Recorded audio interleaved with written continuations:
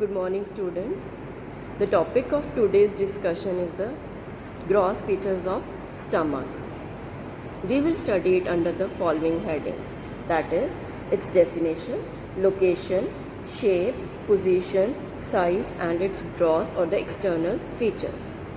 Now, the stomach, it has some synonyms like gaster or the venter, and therefore we use the adjective gastric with the structures related with the stomach.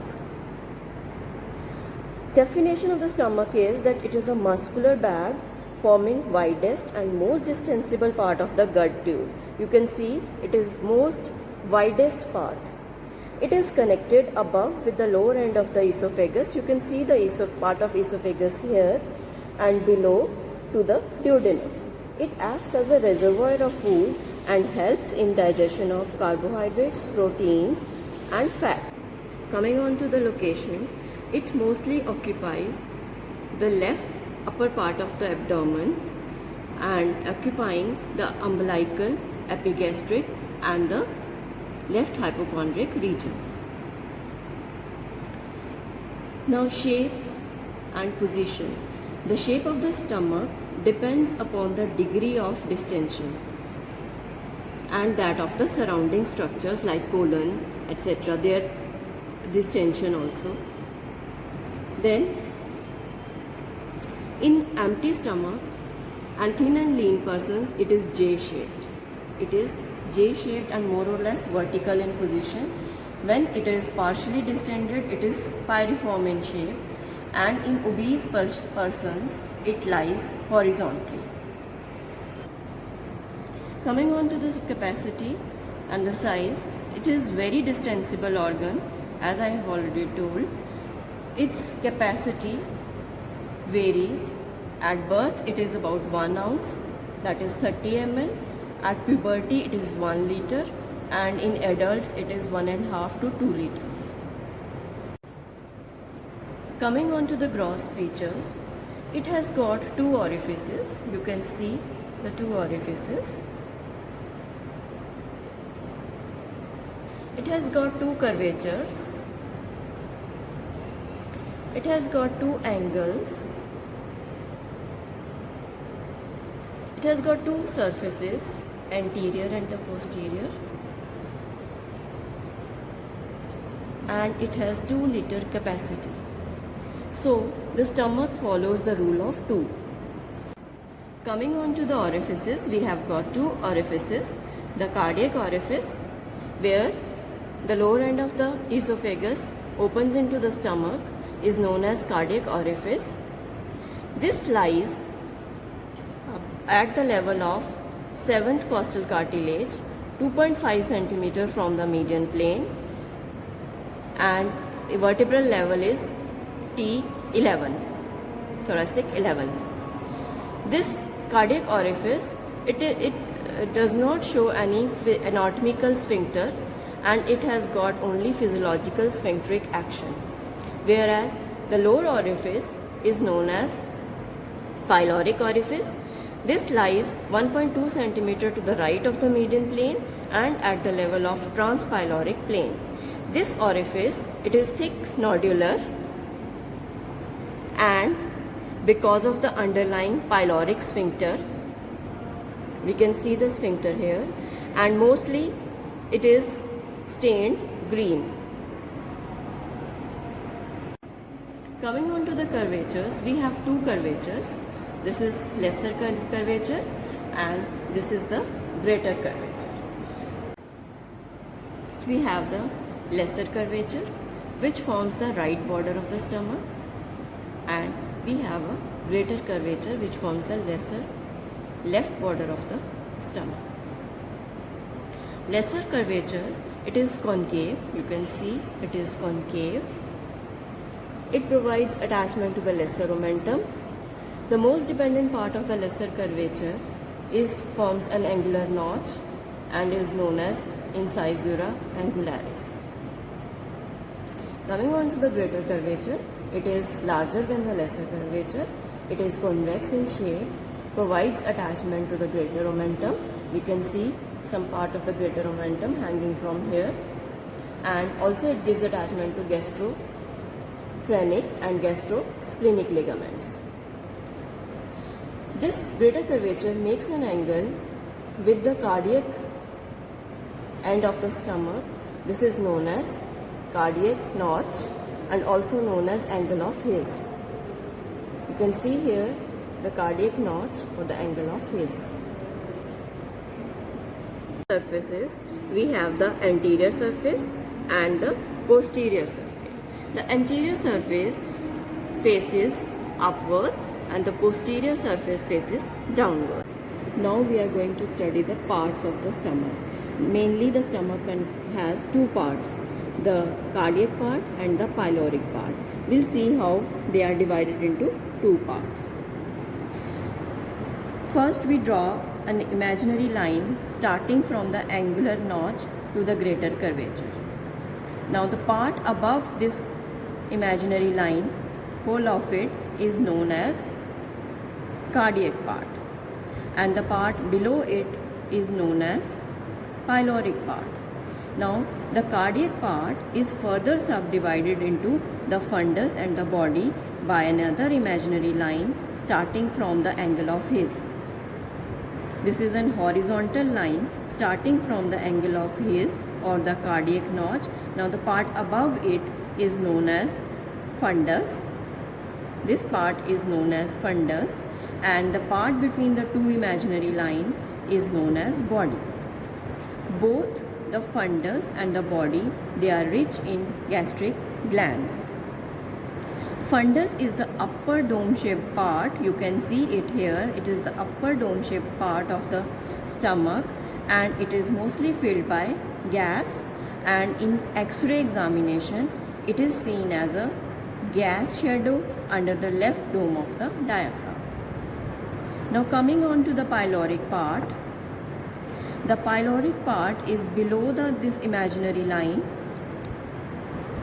starting from the angular notch, and it is further subdivided into pyloric antrum and pyloric canal by an inconstant sulcus known as sulcus intermedius. The part between the line starting from the angular notch to the sulcus intermedius is known as, this part is known as pyloric antrum, and the part to the right of the sulcus intermedius is known as pyloric canal. The pyloric antrum is about 7.5 centimeters in length, and pyloric canal is about 2.5 centimeters in length. The whole of the pyloric part is having pyloric glands, and they are having mucus cells. It is rich in mucus cells. Coming on to the relations of the anterior superior surface of the stomach. First, the fundus, it shows a space known as Traube space. The boundaries of the Traube space are above the lower margin of the left lobe of the left lung, the lower margin of the left lung, and to the left is the superior margin of the spleen. To the right is the lower margin of the left lobe of the liver, and below it is bounded by the left costal margin. So it is a triangular space between the lung, spleen on the left and liver on the right, and below the left costal margin. This is known as Traube space. The importance of this Traube space is that it shows tympanic note on percussion, but in cases of pleural effusion and the enlargement of the liver and the spleen, this space is obliterated, and the note we get is not the tympanic but the dull note here. Now coming on to the relations of the body.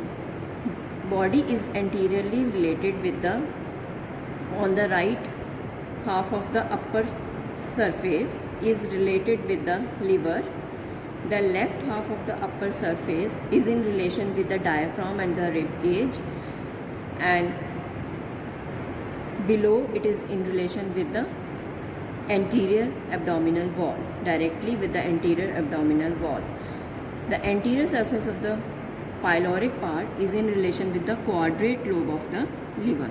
This part is in relation with the quadrate lobe of the liver. Coming on to the relations of the posterior surface of the stomach is in relation with some structures which form the stomach bed. Together they form the stomach bed, but between the stomach and the stomach bed we have lesser sac which intervenes between these two. The posterior surface of the stomach is in relation with the left dome of the diaphragm, left suprarenal, kidney, splenic artery, the body of the pancreas, not the tail but the body of the pancreas, because tail is in relation with the hilum of the spleen. We have to keep it in mind. Then we have the transverse mesocolon and the splenic flexure of the colon. These are the structures which form the stomach bed. Now we are going to see the interior of the stomach. I have cut open this stomach to show you the interior. As we see the interior, we see that the mucosa is thrown into some folds. These folds are known as rugae. The folds along the lesser curvature, we can see this is the lesser curvature. Along the lesser curvature, they are longitudinal and they form a canal known as gastric canal. When we take some fluid or any liquid, it flows through this gastric canal immediately before spreading to the other part of the stomach and reaches into the duodenum. So our lesser curvature bears more insult of the swallowed liquid. These rugae, these are flattened in case of distended stomach. This is another specimen of the stomach which is distended, so we cannot see the rugae like we are seeing in this stomach.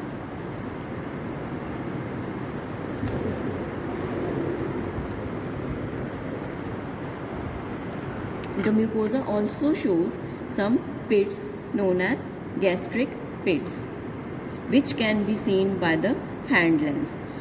On the surface, on these, the gastric glands, they open into the surface of the mucosa through these pits. You can see in the magnified view of this video some gastric pits also. Now we will see how to hold the stomach in the anatomical position. First, we will identify its cardiac orifice, which is flattened, collapsed lumen, and when we feel it, it is not firm, and as the pyloric orifice, which is thick, nodular and firm to feel because of underlying sphincter, and also it is stained green in the cadaveric specimens. After identifying the two orifices, that is cardiac and the pyloric, we will hold the cardiac orifice in the upward direction and the pyloric orifice towards the right. Then we will see its lesser curvature, which is concave and towards the right, that is, it is forming the right border, and the greater curvature, which is larger, will face towards the left as it is forming the left border of the stomach. In this position, we will hold the stomach, and the anterior surface, which is mostly convex, faces antero-superiorly, and the posterior surface, it faces posterior-inferiorly. This is the anatomical position of the stomach. This is how we will hold it in anatomical position.